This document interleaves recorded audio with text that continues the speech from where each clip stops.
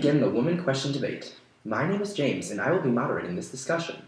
We will be debating a multitude of different topics, including the profession of a woman, her right to own land, to vote, and her ability to receive an education in the Victorian era. There will be two opposing sides. Sarah will be speaking on behalf of traditional Victorian beliefs, while Allison will be arguing for the progression of women's rights.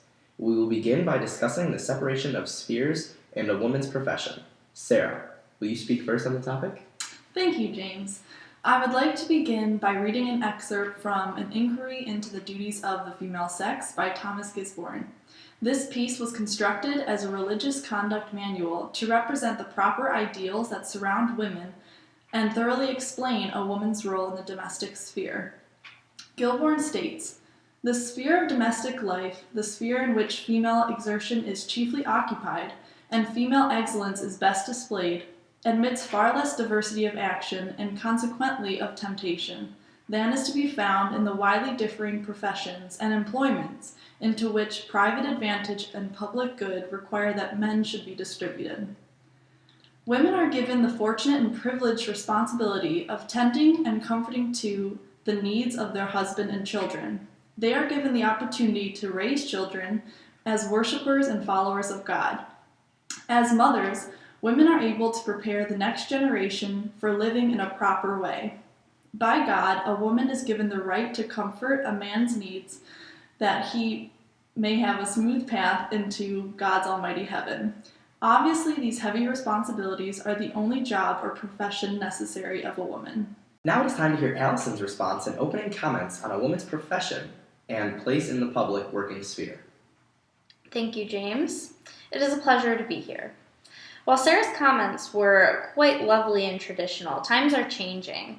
Times are changing, as are our ideals. There are hundreds of jobs available to women now with the growth of textile industries, and while they're not the most ideal conditions, we now have the chance to help our husbands by earning our own wages. This concept should be what comforts our men, because they no longer have to work as hard or as long. And why would a woman ever feel the need to degrade herself by working in a factory or a workhouse? God knows that she would not be paid as much as a man, nor would she deserve to make as much. Women should stay at home in the domestic sphere and stop taking jobs away from men, the natural breadwinners. With the highest of regards, women are referred to as the angel in the house, based off of a poem by Coventry Patmore.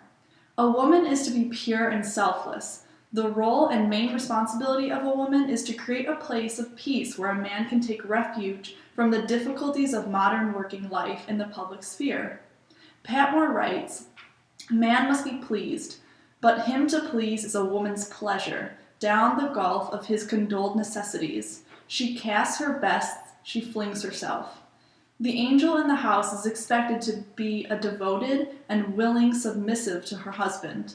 The angel should always act charming, graceful, sympathetic, self-sacrificing, and above all, pure. John Ruskin writes about this exactly in Of Queen's Gardens.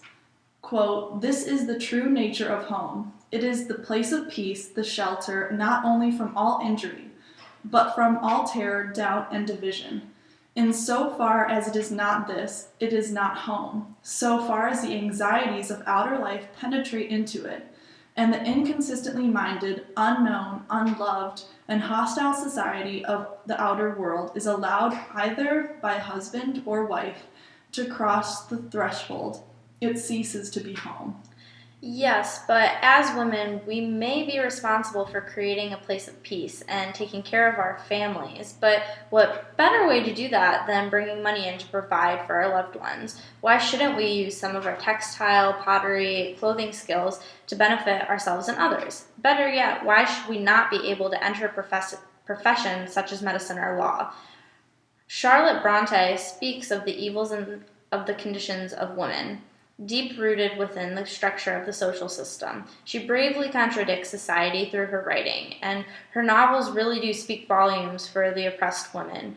She has established herself as one of the very first modern women of her time, and she even worked as a governess raising and educating middle-class children.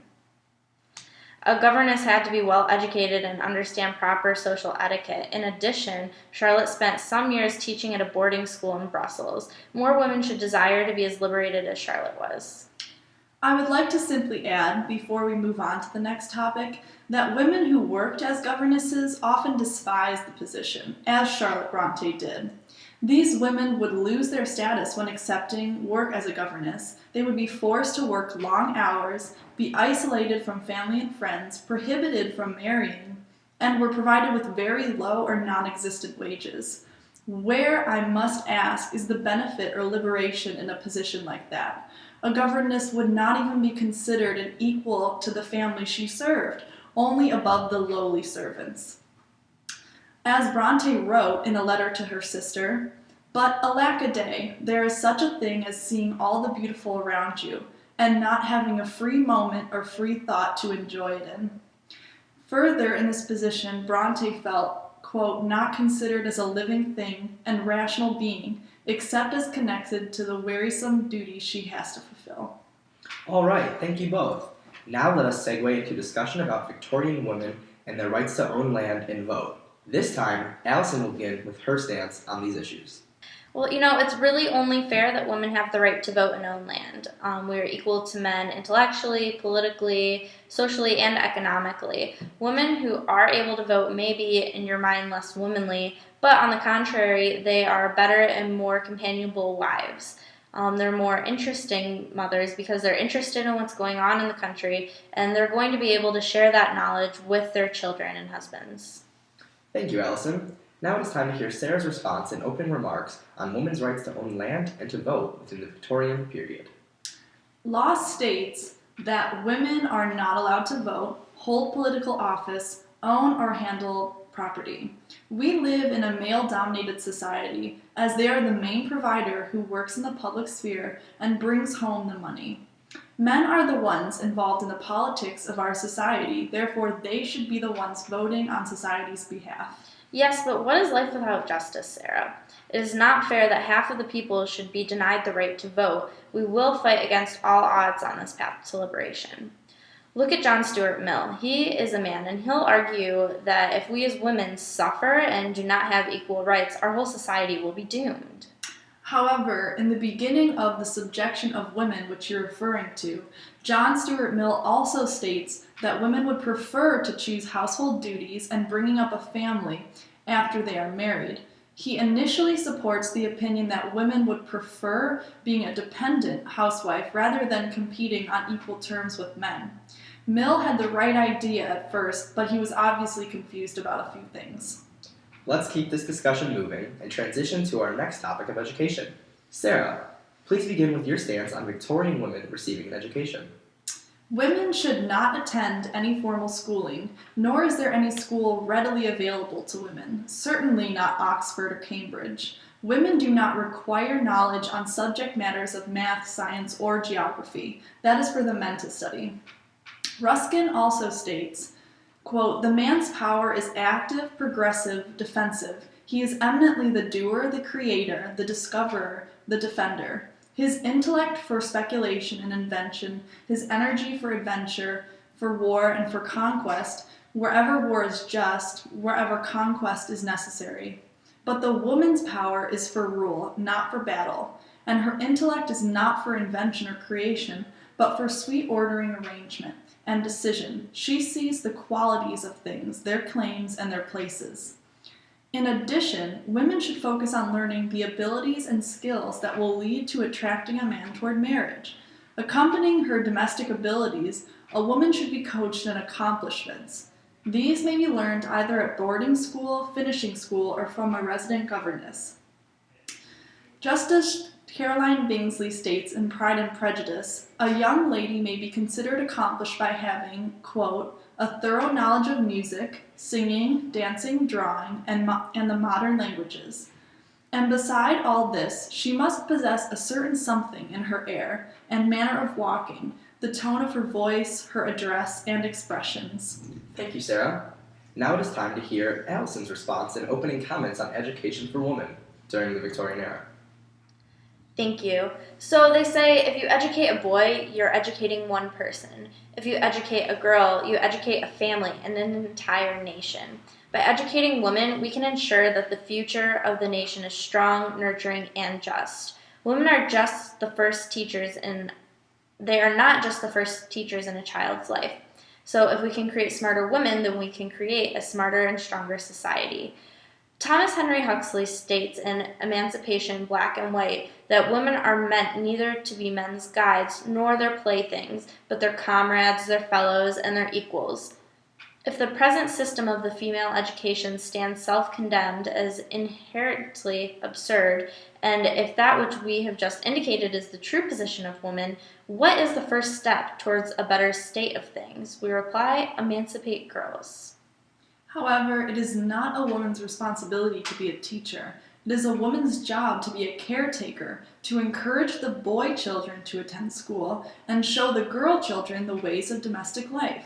Women should fear becoming a blue stocking, the name given to women who devote themselves too greatly to intellectual politics and pursuits. Blue stockings are very unfeminine and off-putting as they attempt to overthrow a man's natural intellect and superiority. In The Daughters of England, Sarah Stickley Ellis states, "As women, the first thing of importance is to be content to be inferior to men, inferior in mental power, in the same proportion that you are inferior in bodily strength.